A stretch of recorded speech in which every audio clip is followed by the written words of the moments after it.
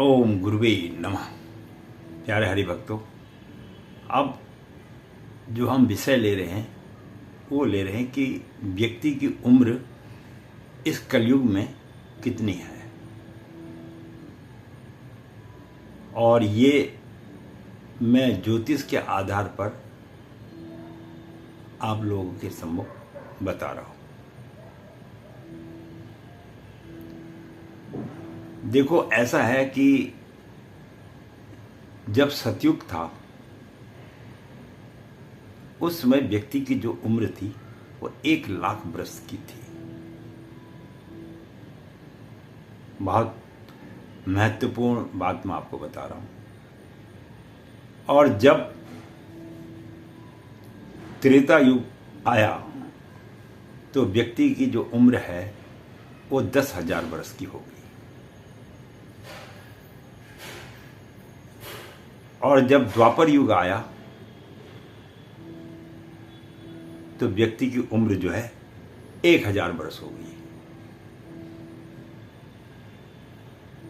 और कलयुग में जो मनुष्य की उम्र है वो 120 वर्ष की मानी गई है।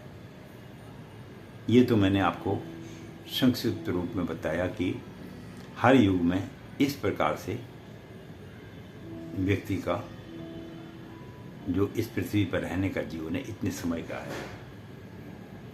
अब जैसे जैसे कलयुग आगे की ओर बढ़ेगा, व्यक्ति की जो उम्र है वो कुछ समय के बाद, अभी नहीं कुछ समय के बाद, ये जो है 12 से 20 वर्ष के आसपास हो जाएगी। जिस प्रकार कई जीव हैं हमारे पृथ्वी पर जिनकी उम्र कम होती है, जैसे कुत्ता वगैरह, इनकी उम्र ज़्यादा नहीं होती है। इसके पीछे भी बहुत बड़ा कारण है, वो हम विषय फिर आपसे कभी और मैं इसके विषय में चर्चा करेंगे।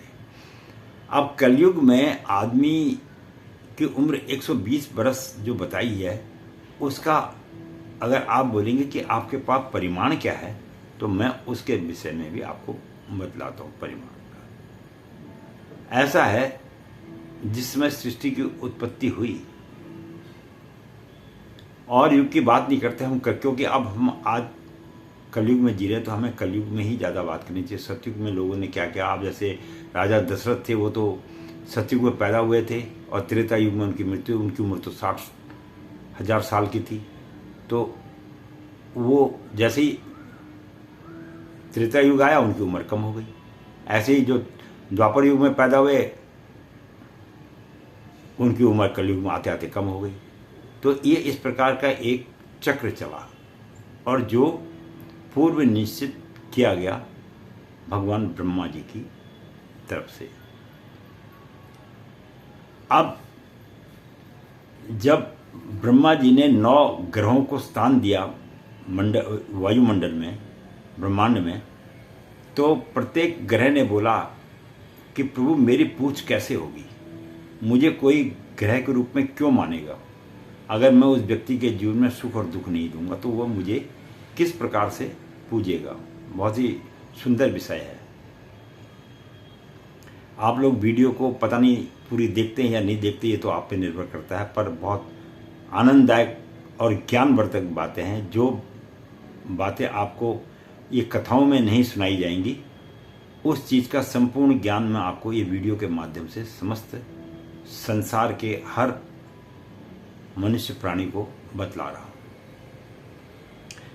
तो हमारे जीवन में महादशाएं आती हैं। तो हमारे महादशाएं कितनी आती हैं? हमारे जीवन में 9 महादशाएं आती हैं, क्योंकि हमारे 9 ग्रह हैं। मैंने बोला था ना कि हमारा पूरा चक्र जो है ब्रह्मांड का 9 ग्रहों पर आधारित है। चाहे अनेकों हजारों ग्रह हों, उसकी अलग बातें, पर जो मान्य ज्योतिष के अंदर में उसमें 9 ग्रह दिए हैं। तो अब इन्होंने जो प्रथम जो सूर्य को दिया है स्थान, और सूर्य की जो दशा किसी व्यक्ति पे आती है तो वो केवल 6 साल के लिए आती है। तो इसका मतलब उस व्यक्ति को 6 साल तो सूर्य की दशा में जीना ही पड़ेगा। उसके बाद फिर आती है चंद्रमा की दशा। चंद्रमा की दशा में उसे 10 वर्ष तक जीना पड़ेगा। क्योंकि चंद्र ने भी तो अपना प्रभाव दिखाना है। फिर आती है मंगल की दशा, और मंगल देव जो है 7 वर्ष तक व्यक्ति पर अपना प्रभाव डालते हैं। फिर आती है राहु की दशा। राहु को विशेष समय दिया गया है, और राहु की जो दशा होती है वो 18 वर्ष की होती है। तो ये व्यक्ति को 18 वर्ष तक ऊपर नीचे करता रहेगा जीवन में। और उसके बाद जो गुरु की दशा आती है वो आती है आपके 16 वर्ष की। कितने वर्ष की? 16 वर्ष की गुरु की दशा आती है। फिर उसके बाद आती है हमारे शनिदेव महाराज की। तो शनिदेव महाराज की जो दशा है वो है आपके 19 वर्ष की। कभी 7.5 आ गई, कभी ढैया आ गई, इस प्रकार से, और कभी शनि की दशा आती है। तो ये 19 साल के लिए आती है व्यक्ति के जीवन में। और यहां तक भी माना गया कभी कभी अगर किसी व्यक्ति के जीवन में तृतीय बार शनि आ जाए तो वह मृत्यु के काल में चला जाता है। अब वो अलग बात है, किसी ने कितना तप किया है, उस तप की बात अलग है। और इसी प्रकार बुद्ध की दशा आती है, जब आदमी की बुद्धि काम करती है, तो वो आती है 17 वर्ष की। कितने वर्ष की आती है? 17 वर्ष की बुद्ध की दशा होती है, महादशा। ये सब महादशाएं हैं, दशा नहीं, मतलब दशा तो हुई, लेकिन साथ में इनको महादशा बोलते हैं। और जो बीच में अलग अलग आती है वो अंतर्दशाएं होती हैं, क्योंकि उन दशाओं के बीच में ग्रहों का भी तो खेल चलता है। फिर आती है केतु की। केतु महाराज की जो है देव की केवल 7 वर्ष की महादशा आती है। और जो हमारा अंत में आती है वो आती है शुक्र की महादशा।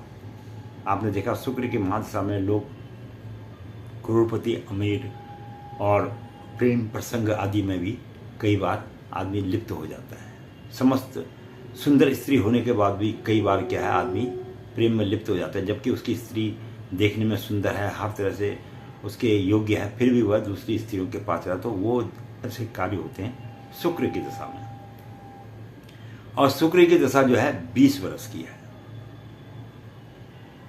वह आदमी के मस्तिष्क को घुमा देता है।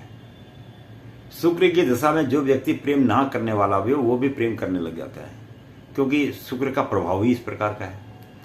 तो कुल मिला के इन जो ग्रहों की जो दशा है वो है 120 वर्ष की।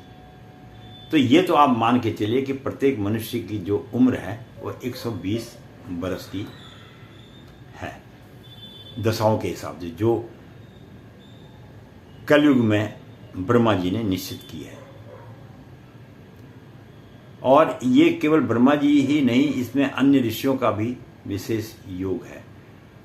तो जितना मनुष्य अपने जीवन काल में 1 लाख वर्ष में जो सफलता हासिल करता था और 10,000 वर्ष में या 1,000 वर्ष में द्वापर में किया, उतना कलयुग का मानव जो है 120 वर्ष में संपूर्ण ज्ञान की प्राप्ति कर लेता है, क्योंकि उसकी उम्र भी छोटी होगी तो उसका ज्ञान भी बढ़ जाता है।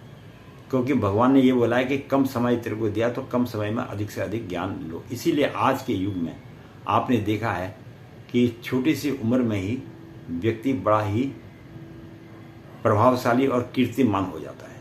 उसका कारण यही है कि ये कलयुग का प्रभाव है। तो इसलिए आप लोगों को ये जीवन में धारणा रखनी चाहिए कि हमारी जो उम्र है वो 120 वर्ष तो कम से कम है।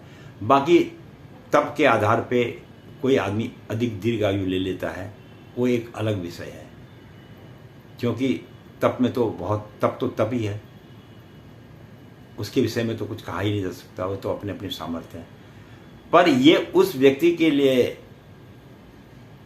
लागू होता है जिस व्यक्ति के अपने जीवन में आचरण है। अब कोई व्यक्ति नशे में लिप्त पड़ा हो, नशा उसे कोई भी हो सकता है, चाहे दारू का नशा हो, चाहे चरस गांजा पीने का नशा हो, चाहे स्त्री के पास जाने का नशा हो, चाहे कोई भी हो, तो उसकी आयु जितनी ज़्यादा इन चीज़ों में वह लिप्त रहेगा उसकी आयु उसके हिसाब से धीरे धीरे क्षीण होती चली जाती है। और ये जो बातें हैं ये सब सारी शास्त्र संबंधी बातें हैं। ये कोई पंडित गिरीश तिवारी की बनी हुई या बनाई हुई बातें नहीं है। ये शास्त्र संबंधी बातें ज्योतिष शास्त्र के अंदर में अगर आप किसी भी ज्योतिषाचार्य से पूछेंगे तो आदमी की उम्र 120 वर्ष की है। इस बात को स्मरण करना चाहिए। अब वो उस पर निर्भर करता है कि उसने अपने जीवन में कितनी सात्विकता बरती है, कितना धैर्य बरता है, कितना तप और पुण्य किया है। इसीलिए कहा जाता है इस मनुष्य योनि में आके व्यक्ति को सारे कार्य करने चाहिए, लेकिन कुछ समय उसे अपने तप और ध्यान में भी रहना चाहिए। जब व्यक्ति कोई अस्पताल में चला जाता है और डॉक्टर उसका हर प्रकार से इलाज भी कर देते, करोड़ों रुपया भी उसके पास में होता है, और वो उसको जब नहीं बचा पाता है और अंतिम सांस वो गिनने लगता है, तब डॉक्टर भी हार के ये बोलता है अब इसकी रक्षा तो भगवान ही करेंगे। भाई अब तक तो तुम कर रहे थे, अब भगवान को क्यों याद करो। इसीलिए अंतिम समय में जब आदमी का आता है तो वो भगवान को स्मरण करता है, क्योंकि उससे कोई ये जरूर एक कोई ना कोई शक्ति है जो ये मनुष्य सृष्टि को चला रही है, इसमें कोई दो राय नहीं है। क्योंकि पुतले भी बना दिए, रोबोट भी बना दिए, सब कुछ बना दिए, लेकिन आज तक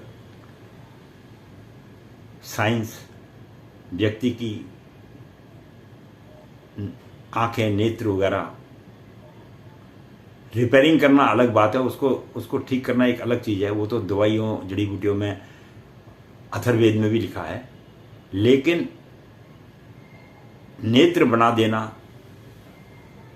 और व्यक्ति को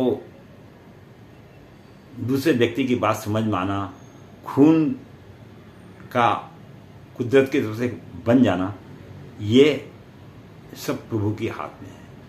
इसलिए भगवान को आप परम सत्य मानिए, चाहे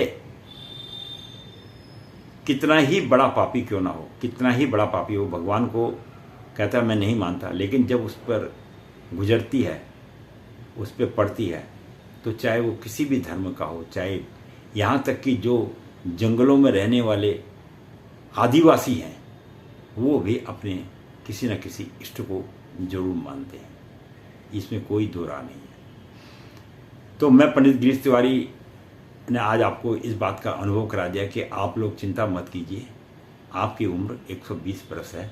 अब ये आप पे निर्भर करता है कि आप उसका पालन पोषण किस प्रकार करते हैं। वीडियो देखने के लिए बहुत बहुत धन्यवाद। बने रहिए, ज्ञान की प्राप्ति करते रहिए। मैं भी ज्ञान की प्राप्ति कर रहा हूँ, ये नहीं है कि मैंने संपूर्ण ज्ञान प्राप्त कर लिया है, लेकिन हाँ इतना जरूर है कि कुछ ज्ञान तो मैंने भी प्राप्त किया ही होगा। कुछ देवीय शक्ति भी है, कुछ माँ सरस्वती की कृपा भी जीवा पर आ जाती है, जिसके कारण मैं आप लोगों के सम्मुख जीवित हूँ।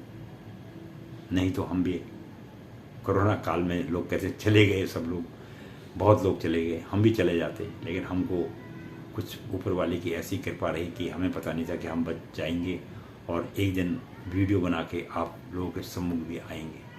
बहुत बहुत धन्यवाद वीडियो देखने के लिए। मुझे भी बहुत अच्छा आनंद आता है कि इसी बहाने से आप लोगों के सम्मुख मुझे आने का मौका मिल जाता है, और मैं इस वीडियो के माध्यम से ये सोचता हूँ मन में कि मैं समस्त ब्रह्मांड का भ्रमण कर रहा हूँ। धन्यवाद।